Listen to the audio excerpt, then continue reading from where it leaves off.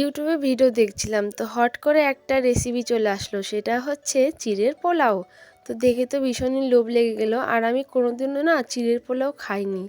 তো ভাবলাম যে আমাদের বাড়িতে সমস্ত রকমের সবজি আছে, তো এগুলো দিয়েই ঘরোয়াভাবে একটা রেসিপি বানিয়ে নিই চিড়ের পোলাওটা।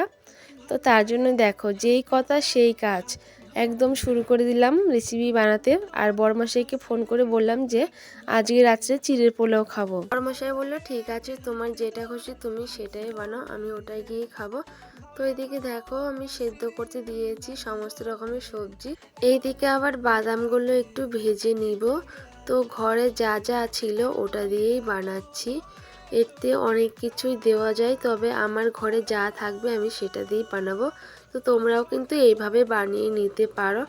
আর আমি হচ্ছে না একটু পেঁয়াজও দিয়েছি, যে পেঁয়াজ দিলে একটু ভালো লাগবে। আসলে আমি ইউটিউব দেখে রান্নাটা করছি, তো ইউটিউবে দেখলাম যে পেঁয়াজ কুচি দিয়েছিল।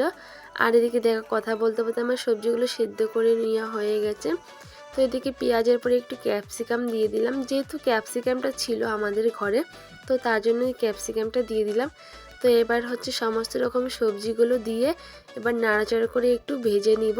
আচ্ছা বলো তো তোমরা কে কে চিড়ের পোলাও খেয়েছো? আমি কিন্তু এবার ফার্স্ট টাইম খাবো, আগে কোনোদিনও খাইনি। সবাইকে দেখেছি খেতে আর ফোনে ভিডিওতে দেখেছি খেতে। তো এবার আমি নিজে হাতে বানিয়ে ফার্স্ট টাইম খাবো, জানি না কেমন হবে, তবে তোমাদেরকে দেখাবো আর বলবো কেমন হয়েছে। নিজের হাতের রান্না নিজেই প্রশংসা করব। তো দেখো আমার এইদিকে সবজিগুলো প্রায় ভাজা হয়ে গেছে।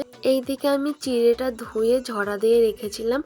আর একটা কথা, চিড়েটা হচ্ছে আগেই ধোয়া যাবে না, কারণ চিড়ের মধ্যে জল থাকলে একদম নরম হয়ে যাবে। তার জন্যই যখনই সবজিটা ভাজা হবে তার ঠিক আগেই চিড়েটা ধুয়ে নিয়ে আসবে। তো দেখো চিড়েটা ধুয়ে আমি দিয়ে দিচ্ছি। এবার এটাকে ভালো করে একদম ভেজে নিব। আর এদিকে দেখো বাদাম দিয়ে দিচ্ছি। আর আমার কাছে বেশি মশলা ছিল না, গুঁড়ো মশলা, তার জন্য বেশি কিছু দেইনি, শুধু হচ্ছে পনির মশলা ছিল, তো ওটাই দিয়ে দিছি। আর শেষে একটু চিনি দিয়ে দিলাম। আর ঘরে ধনেপাতা ছিল, তার জন্য ধনেপাতাও দিয়ে দিলাম। আর সবার শেষে হচ্ছে ঘিটা দিলে ভালো লাগে খেতে, তার জন্য একটু ঘিটা দিয়ে দিলাম। আর সত্যি কথা বলতে খেতে যা হয়েছিল না, একদম দারুণ হয়েছিল খেতে। তোমরা অবশ্যই ট্রাই করবে বাড়িতে এরকম।